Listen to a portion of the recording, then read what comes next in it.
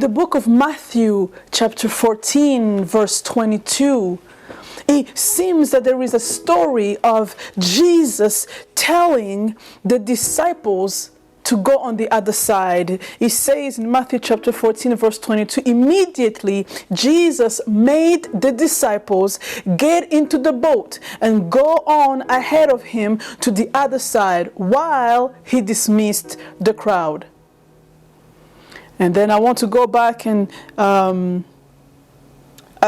25, right? We were on 22. 22, Jesus gives them instructions, right? Jesus gives them instructions. 25, shortly before dawn, Jesus went out to them walking on water.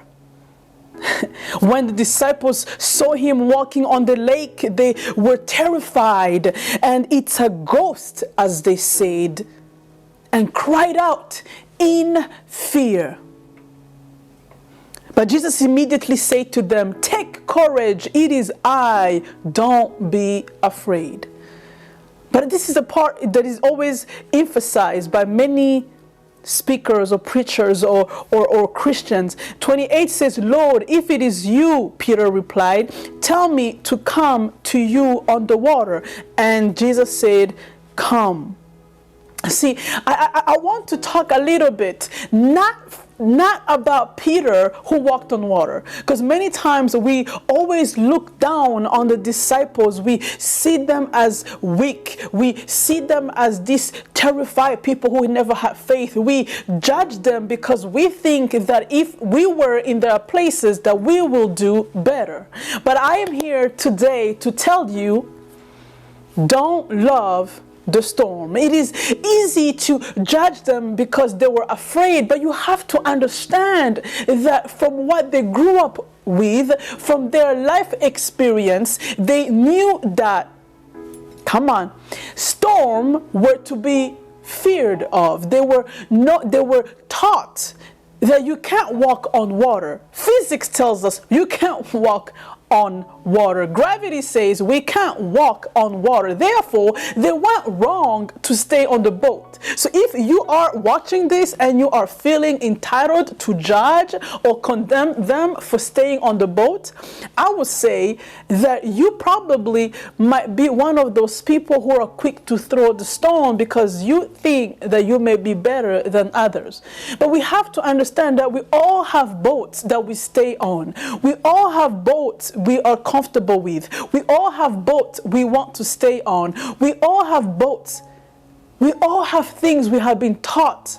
It is impossible if you do that. It is impossible if you go there. It is impossible. Maybe we were raised by family members who always taught us that women were never meant to do this, or men were never meant to be like this. That maybe we grew up knowing that toxic masculinity was the norm. I don't know. Maybe there are things that we do because it is how we have been raised. It is how it's been the norm. And it seems that they stay on the boat because that's what you're supposed to do when you are in the middle of the water.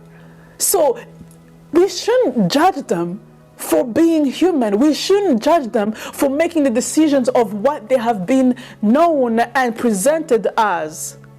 But I want to talk about the disciples who stayed on the boat. And I want us to have compassion on them because it is possible that we are more similar to them than we want to admit. Yes. Don't love the storm. Don't love the chaos. We all have storms in our lives. We all have gone through storms in our lives. Everyone, I don't care how old you are. I don't care where you're from. I don't care how much money you make. I don't care if you're a CEO. I don't care if you're married and you're happily married or sadly married. Wherever you are, however you are, everyone faces storms. But the danger here is that storms are inevitable. Storms are part of life. But we should not fall in love with storms. Because once we start loving storms, we get comfortable in every boat on the water, because sometimes we have been known or knowing storms that when we see something that is out of the ordinary, we question. And here they saw Jesus on the water and they called him a ghost, yet they forgot that the one who told them to get on the water was coming to them. Don't love the storm. Don't love the chaos. Don't love it. Yes, you may be going through things. We are all going through things. There is COVID. We are wearing masks. So much is happening around the world. People are protesting and asking for their freedom and seeking liberation. There are so much happening in the world that it can and it could be overwhelming. Don't love the storm. Don't love the chaos. Don't love depression. Don't love loneliness. Don't love isolation. Don't love the things that you are to experience but should not define who you are. Because everyone is facing some type of anxieties, stress. You're worrying, where is money gonna come from? And some of us who may be extroverts, it's like, I want to be with my friends, I want to be with other people, I want to be out there. It feels right now like we are losing part of ourselves. It seems that when we are so used to being on the boat, we are comfortable with how things are. In other words, if you have been growing around passive aggressiveness, that when you see healthy communication, you don't know how to react to that because that's not what you know. Just like the disciples saw Jesus walking on water, they had to call him a ghost because it was something they never seen before. Just like when someone tries to pour love onto you, and because you don't know relationship where people actually care about you and they don't want something from you, that when actually that happens, you call it fake. Like, no. There is something that person wants. There is something that person needs from me. There is no way that someone will come and give me a compliment without wanting something. There is no way a guy would just take me out and bring me home without wanting something. There is no way that this can be true, because I grew up knowing this as normal and as truth. And here it seems that Jesus is telling them storms will always be there. Storms are part of life. Rain is part of life. But it is actually knowing that Jesus will always tell you, get off the boat. Because if you don't get off the boat, there is danger that you will fall in love with the storm. But when you walk on water with Jesus, the things that are trying to take your sleep, you will walk over them. The things that are trying to define you, you will define them. The things that are trying to control your mind, you will take control of your mind. See, what I'm trying to say is that we are all facing life.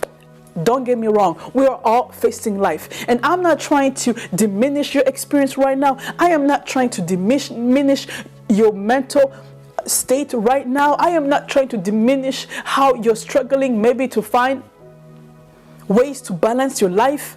Maybe you're dry, maybe you're in a space where there is nothing that coming in, because the storm, if you're not careful, some storm can get the water in the boat. And is it possible that Jesus is trying to tell them, I command the storms and I can walk on water. Whatever you think will take over you, I want you to come to me. You are sad, I want you to come to me, for I am the Prince of Peace. I don't know the thoughts that are coming in the middle of the night, but I am not I don't bring confusion. I bring clarity. I want you to come to me. For where there is me, there is self-love. Where there is me, there is self-worth. Where there is me, there is liberation. Liberation of feeling that you are to be comfortable in the storms you're in. I don't know when COVID is getting out. I don't know when lockdown is going to be done. I don't have those answers. I only have an answer of what has been helping me lately. And I want to give the few minutes or the few seconds to leaders. If you're watching this and you are a CEO or you are a leader in one way or another, I want to speak especially for CEOs, because there is always that pressure to always be in control and manage every situation. But I also want to speak to you that there is someone who can help you manage you, because in order to lead and manage people, you also have to be manageable and manage. And Jesus wants to manage our lives right now, right in the middle of these storms. And right now, we are all in storms in one way or another. Some of us are more honest than others, okay? All right. But I'm going to be honest. I am in the middle of a storm, but people can't see that I'm in the middle of the storms because I don't look like someone who is in a storm. And there are many of us who are in storms, but because of the things that we're posting, people think that, oh, that person looks good. They're not dealing with any storms. Their relationship is perfect. They're not dealing with any storms. Oh, that parent looks like a perfect parent. They don't look like they're dealing with any storms.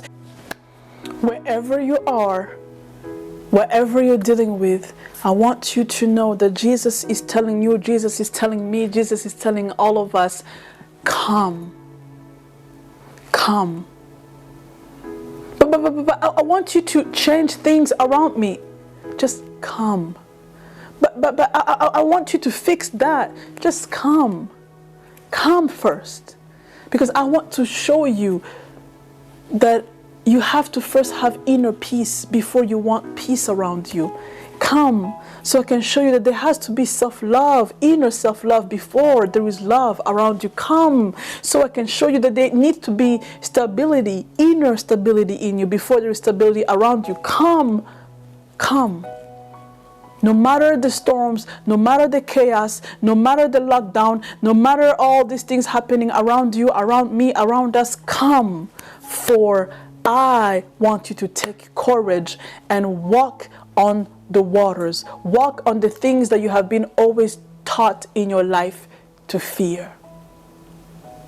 Don't love the storm.